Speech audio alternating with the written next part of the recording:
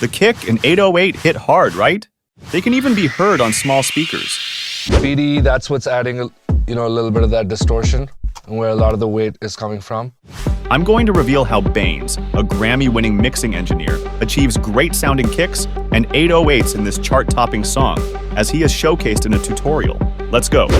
I'm Yek, and I'll help you elevate your mixes by showcasing proven industry-standard techniques. Kick inserts. When it comes to mixing trap/hip-hop drums and 808s, first, we have to determine if the track is 808-driven or kick-driven. Surprisingly, some songs feature both.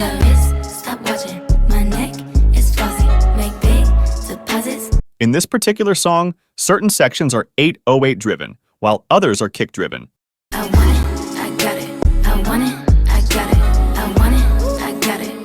Young Thug's song TikTok is fully kick-driven, produced by Dr. Luke. This approach is suitable for kick-driven tracks. Simply load FabFilter Pro Q3 and set a high-pass and low-pass filter with a 12 dB slope. Set the high-pass filter around 60 Hz with a slight bump and cut around 10K, also with a slight boost to amplify the kick's attack. These settings may vary in your project. Just grasp the concept. Next, add a bit of crusher using a saturation plugin from Pro Tools. This setting is a popular choice among industry engineers and is even used on vocals. They call it the 0.1.1 settings. But wait, if you don't have access to Pro Tools, you can alternatively use Kazrog TrueIron with the displayed settings to achieve a similar effect. Then, use DJ Swivel BDE, a distortion plugin with an amazing feature called Dynamic Preservation Controls. This allows you to distort both quiet and loud sounds equally without changing the output's dynamic range. For example, you can distort a reverb tail without increasing its volume. Set it to the displayed settings before moving on to the next plugins. Let's grow the family by hitting the like and subscribe buttons. Load FabFilter Saturn 2 for more distortion, following the displayed settings. Split the frequencies below 800 Hz and ensure it is set to 100% wet, 0% feedback to achieve more distortion on your kick. After that, open an instance of Isotope Neutron. Cut off the top end and load the Transient Shaper module. Bainz really appreciates the tone of Isotope Neutron's transient shaper and often uses it in various songs, but you can achieve a similar effect with Wave's Smack Attack too. You can download the presets via the link in the description. Keep in mind, he used distortion extensively because the record itself required that aggression. You may not need as much distortion for your mix. To ensure the kick is heard well on small speakers, we need to employ a few parallel processing techniques. This is the key step for the kick to cut through. First, send your kick to a new bus and apply an EQ, cutting everything below 1K.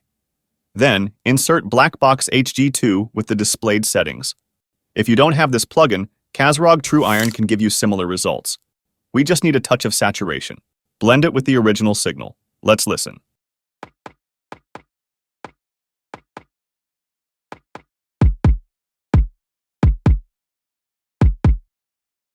How do you mix your kicks? Have you ever used Parallel Processor on your kicks? Let's discuss in comments. Firstly, load up the TrackSpacer plugin. It carves out space in your mix by dynamically ducking frequencies that the main track needs from another track in real time. It's one of the best options for sidechaining the kick to the bass.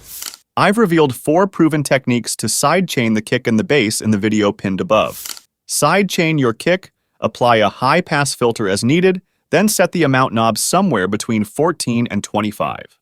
I don't push it further because it tends to get lazy, and it won't recover quickly, which could kill your 808.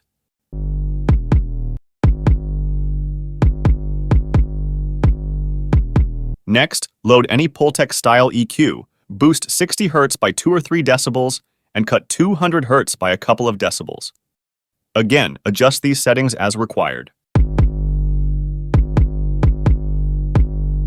The next plugin would be Pro Tools Lo-Fi, set to the displayed settings. Alternatively, we can use TrueIron to achieve a similar effect. Now add an isotope exciter, set the bands as needed, and apply just a touch of dual triode mode to the low end.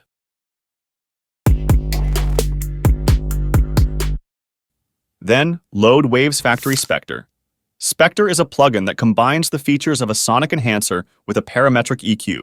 It applies high-quality saturation exactly where you need it. Use it like an EQ, but get better results.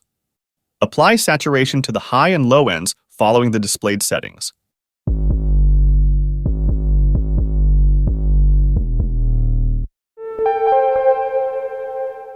We're going to have two parallel signals.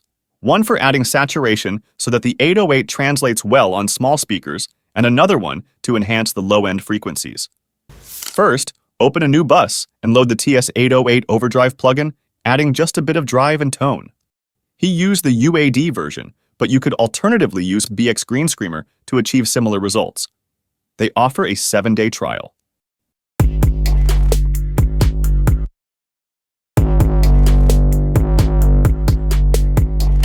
Then, insert an SSL channel plugin and boost 3 decibels around 4K to enrich the high frequencies. Depending on your 808 sound, you may or may not need to add this. And now, here's the first parallel bus.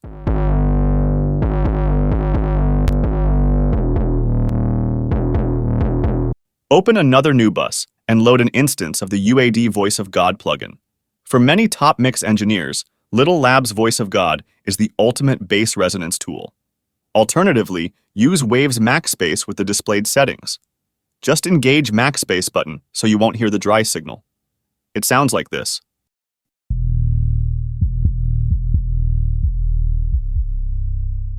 Lastly, add the Pro C2 compressor with the displayed settings to control the low end a bit more.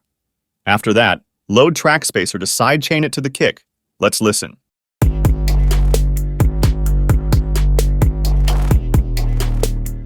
That's it.